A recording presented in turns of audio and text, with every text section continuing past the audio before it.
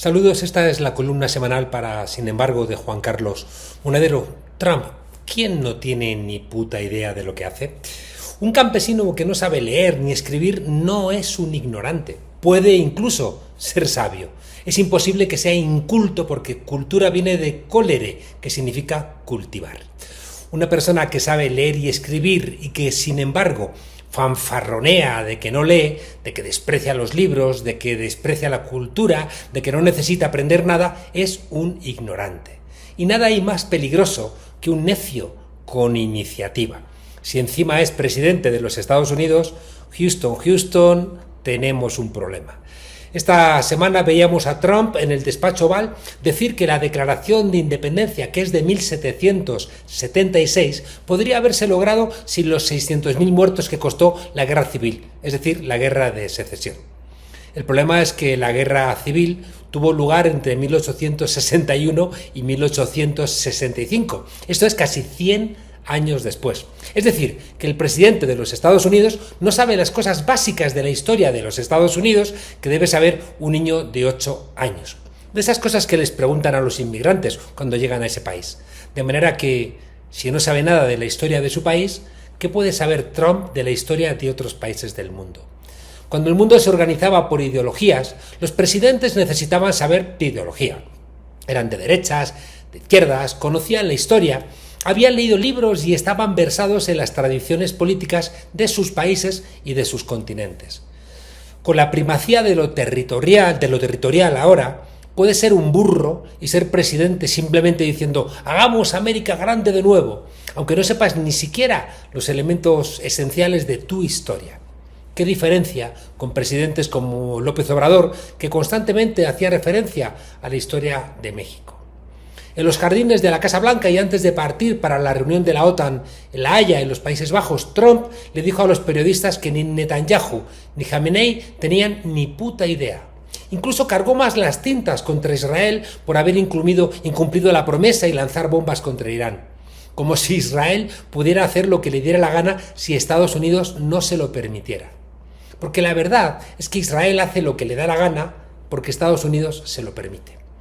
Es ese adolescente malcriado que no solo desobedece a sus padres, sino que puede llevarles a la ruina. Trump ha afirmado también que el ataque de guerra contra instalaciones nucleares civiles en Irán ha sido como cuando lanzaron las bombas de Hiroshima y Nagasaki. Uno de los mayores actos de barbarie de la historia de la humanidad. Chasquear los dedos y 120.000 seres humanos muertos. 120.000. En unos meses llegaron a 300.000. 2 bombas. Little Boy y Fat Man, ocurrentes, bautizándolas. Cada vez parece más evidente que Donald Trump imita el comportamiento de los vaqueros del lejano oeste. Lo que pasa es que ahora ya no es con un Winchester o con un Colt 45, sino con misiles. Parece que no tienen más referentes. Le pasa como a los adolescentes que solo tienen de referente a los influencers. Van al abismo. A Trump solo le falta ir con pistolas en la cintura y meterle el cañón en la boca a quien le incomode. En las películas del oeste los pistoleros morían jóvenes, a no ser que se pusieran al servicio de alguien un poquito más inteligente. El problema es que si eres el presidente de los Estados Unidos no tienes a nadie por arriba. Y si encima te has dispuesto a poner de rodillas a las universidades y poner a las redes sociales y a los medios de comunicación a tu servicio, lo único que nos queda es volver a aquella película de la Guerra Fría de Stanley Kubrick, Teléfono Rojo, volamos hacia Moscú, es decir, camino de la catástrofe. Ahora no volamos a Moscú, sino a Beijing, con escala en Teherán. Trump es un vendedor de casas que ha llegado a la Casa Blanca igual que Berlusconi era un amenizador de cruceros que llegó a presidente de Italia, o Milei es un payaso de las tertulias que ha llegado a la Casa Rosada en Argentina. Por eso le conviene bien a Trump eso que se atribuye al terrorista israelí, luego convertido en héroe nacional Moshe Dayan, de que los enemigos de Israel tienen que percibirnos como un perro loco, demasiado peligroso para que nadie lo moleste. A Trump le gusta que ni siquiera Trump sepa lo que va a hacer Donald. Claro que tiene intereses y que le gustaría pasar como el mejor presidente de Estados Unidos de la historia, por supuesto siempre además de enriquecerse. Pero le falta conocimiento, y no es lo mismo que exageres y no puedas vender un inmueble por tu bravuconería a que empieces una guerra. La vulgarización de la política desde que se hundió la Unión Soviética y el neoliberalismo declaró el fin de la historia, el fin de las ideologías y el fin del pensamiento, tiene estas cosas. Estamos en un mundo que se rige por esa escena del lobo de Wall Street, con gente hasta las orejas de cocaína, ganando dinero a sacos y con la misma responsabilidad ante el mundo que una hiena con las crías de una gacela. Lo realmente triste es ver a Europa arrodillarse ante Trump, porque ha sido Trump quien ha filtrado incluso una conversación privada entre él y el secretario general de la OTAN, el holandés Mark Rutte. Señor presidente, querido Donald, felicidades y gracias por su acción decisiva en Irán, que fue verdaderamente extraordinaria y algo que nadie más se atrevió a hacer. Nos da más seguridad. Donald, nos has llevado a un momento muy importante para Europa y el mundo. Usted logrará algo que ningún presidente estadounidense en décadas podría lograr. Y Europa va a pagar a lo grande, como debe, y será tu victoria. Con este grado de envilecimiento no es extraño que cuando Trump ve que no le salen las cosas, monte en cólera. El enfado de Trump con Israel es que alguien le ha dicho que Estados Unidos no iba a ganar la guerra contra Irán. Igual que no ha ganado una sola posguerra, salvo cuando invadió Panamá, aunque visto como está ahora, el país quizá ni esa ganó.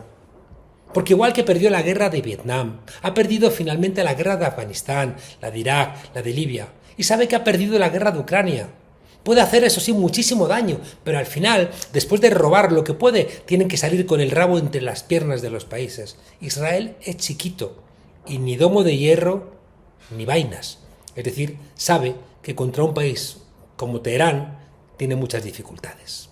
La agresión a Irán no ha servido para frenar la producción de energía nuclear, que además la desarrollan con fines civiles en el país persa. Es verdad, una vez más se ha demostrado que la energía nuclear, incluso con fines civiles, tiene muchos riesgos. Pero esta agresión a Irán solo ha servido para poner a todo el mundo enfrente de la OTAN, empezando por los BRICS, que han hecho un contundente comunicado condenando lo que han hecho Israel y Estados Unidos. Es que estos países son el 5% de la humanidad y le puede sumar el 5% de la Unión Europea, el 10%, pero es que enfrente está el 90%. Los BRICS han dicho: expresamos nuestra profunda preocupación por los ataques militares contra la República Islámica del Irán desde el 13 de junio de 2025, que constituyen una violación del derecho internacional y de la Carta de las Naciones Unidas, y por la posterior escalada de la situación de seguridad en Oriente Medio. Estamos en un mundo donde la ideología está dejando paso a lo territorial. La globalización se sostuvo sobre un discurso entusiasta por el fin de las fronteras, un discurso narrado por ricos que habían estudiado en colegios privados, que creían que todo el mundo hablaba como ellos idiomas, que hacían maestrías en escuelas de negocios, donde se confunden a la gente con cifras, y a las que les entusiasmaba cuando James Bond destrozaba con su Aston Martin puestos de frutas y verduras en persecuciones espeluznantes en pueblos que ellos veían como exóticos y poco civilizados. Es que ni se les pasaba por la cabeza que fue el dueño de uno de esos pequeñitos puestos, Mohamed Bouazizi, el que comenzó la primavera árabe cuando se prendió fuego en Túnez, cansado de que la policía le robara y le tumbara su changarrito. Por eso la respuesta a la globalización ha sido en casi todo el mundo un repliegue al territorio. El discurso de la globalización lo escribieron los que podían permitirse el lujo de ser cosmopolitas, al tiempo que despreciaban todo lo local, porque era atrasado, aldeano, pueblerino. En sus diarios, en sus revistas, hacían rankings de los restaurantes con estrellas Michelin de todo el mundo, o se sabían los tipos de aviones, o conocían los tratamientos de belleza o de salud más caros de Nueva York o de Suiza. Cuidado, a las clases medias les dijeron: podéis también participar. Les dieron los vuelos low cost, baratos, que han logrado que los aviones sean más incómodos que los viejos autobuses de ruta que iban a los pueblos. Con esa línea de consumo de outlet, con rebajas, esas clases medias creían acariciar el sueño consumista de los ricos, y algunas series de televisión les enseñaban el estilo de vida de los ricos y de las clases medias aspiracionales, que encontraban finalmente ese modelo como seductor, aunque se endeudaran de por vida. Pero el modelo neoliberal funciona como el capitalismo, con burbujas que cuando estallan se llevan por delante a todo el mundo y no te van a pedir ni el carnet del partido ni el pasaporte. Ocurrió en Europa, en América Latina, en Asia, en todo el mundo. Primero en los países latinoamericanos, pero después llegó a todo el planeta con la crisis de Lehman Brothers. La pandemia del COVID-19 terminó de lanzar un mensaje contundente. Si no tienes industria nacional, cuando surjan problemas igual te quedas sin suministros. La globalización sirvió a las élites de los países del norte, no a sus poblaciones. Y en Estados Unidos el pueblo terminó votando a Trump y en Europa a la extrema derecha. En otros lugares del mundo fue diferente, porque pudieron consolidar una posición exportadora, redistribuyeron la renta y sacaron a millones de personas de la pobreza. Pasó con las mareas rojas en América Latina y después en México cuando llegó López Obrador. También en India y en China. En China el Partido Comunista finalmente reaccionó y expulsó a los neoliberales que estaban pidiendo para el país una salida capitalista y liberal como la de Rusia después de implosionar la Unión Soviética. Leía recientemente documentos de intelectuales chinos que celebran no haber hecho caso a sus cantos de sirena que hubieran hundido al país. Porque gracias a que China no le siguió los pasos a las recomendaciones de Estados Unidos, de Europa, de las instancias financieras internacionales, del Fondo Monetario, etc., hoy es la potencia mundial que es. En México el neoliberalismo empezó con Miguel de la Madrid en 1992, cuando el PRI se hizo notoriamente neoliberal.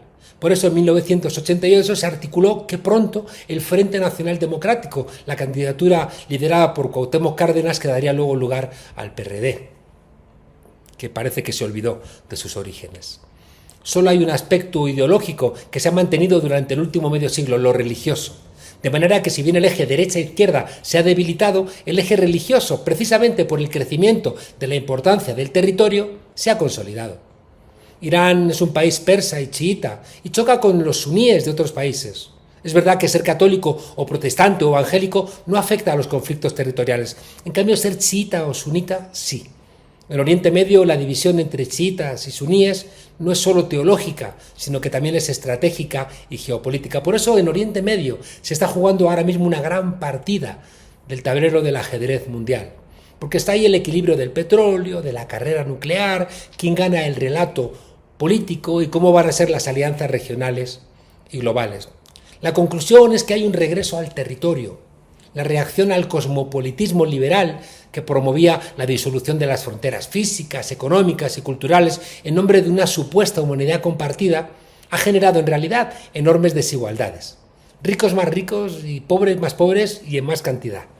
Esa narrativa dominante tras la Guerra Fría y sobre todo desde los años 80 con la hegemonía neoliberal ha generado desde los inicios del siglo XXI una reacción, como digo, territorial, donde el espacio geográfico y la identidad anclada en los lugares ha vuelto a ocupar el papel central.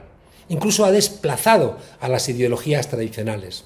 Hay una renovación del nacionalismo, una revalorización de la soberanía territorial, conflictos por controlar espacios geoestratégicos y un cambio incluso en el lenguaje, con un mayor uso de palabras como frontera, defensa, seguridad, patria, soberanía. Europa no comparte ideología con Trump, pero están juntos en la OTAN, porque Europa ha decidido jugarse su suerte al lado de los Estados Unidos, contra Rusia y contra China. Eso es la cumbre de la OTAN, en La Haya este miércoles 24 de junio, un punto de inflexión hacia la catástrofe. El territorio no se entiende como cercanía a otros países, sino en qué bando juegas en la reconfiguración política del mundo.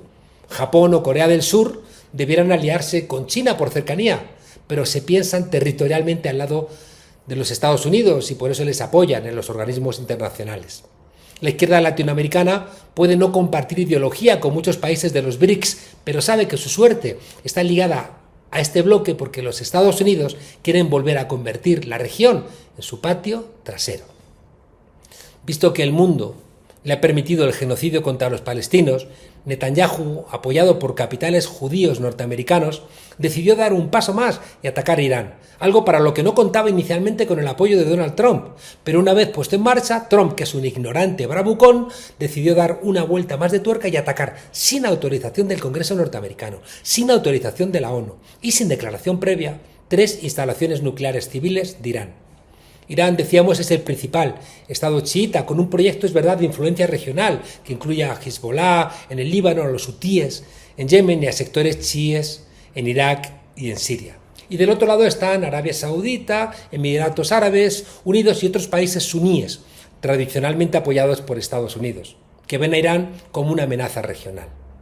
Israel, cuidado, que se está convirtiendo en una teocracia autoritaria y explota estratégicamente las diferencias religiosas en la región y ha estrechado lazos con países suníes a través de los acuerdos de Abraham, con Emiratos Árabes Unidos o Marruecos, siempre señalando a un enemigo común, que es Irán, en lo que le apoya a Estados Unidos porque le interesa su petróleo. Estados Unidos ha roto la Carta de Naciones Unidas, igual que Israel lo ha hecho con Palestina, en Siria, en Líbano y ahora en Irán. Tiene, como siempre, la voluntad de controlar el petróleo iraní y garantizar la hegemonía en la zona que le garantiza a Israel, armado hasta los dientes por los Estados Unidos. China, Rusia, Brasil no han permitido que esta jugada de Netanyahu, acompañada por el iletrado de Trump, fuerce la geopolítica y la regrese a como estaba el mundo hace 50 años. Por eso las espadas están sobre lo alto. Y cuidado, la opinión pública no se va a comer el cuento de que hay armas nucleares en Irán porque el uranio que estaban enriqueciendo servía solamente para asuntos civiles, no para hacer bombas. Y no hay espacio en el mundo para creernos otra mentira como esa de Colin Powell en Naciones Unidas o en España José María Aznar diciendo que había armas de destrucción masiva en Irak. Ya basta. Igual ahora van a lograr otra vez manifestaciones mundiales, las que no hemos sido capaces de hacer frente al genocidio en Palestina. El choque territorial en la reconfiguración política puede hacer de una tercera guerra mundial una guerra mundial de verdad, porque la Segunda Guerra Mundial no afectó realmente a todo el planeta. En la Tercera Guerra Mundial que está en marcha, apenas quedarán territorios neutrales en ningún lugar del planeta. Ni siquiera en el único continente donde no hay guerra ahora mismo, que es América Latina, y por eso se hace urgente, como ha planteado Venezuela, una cumbre mundial sobre la paz mientras tengamos tiempo.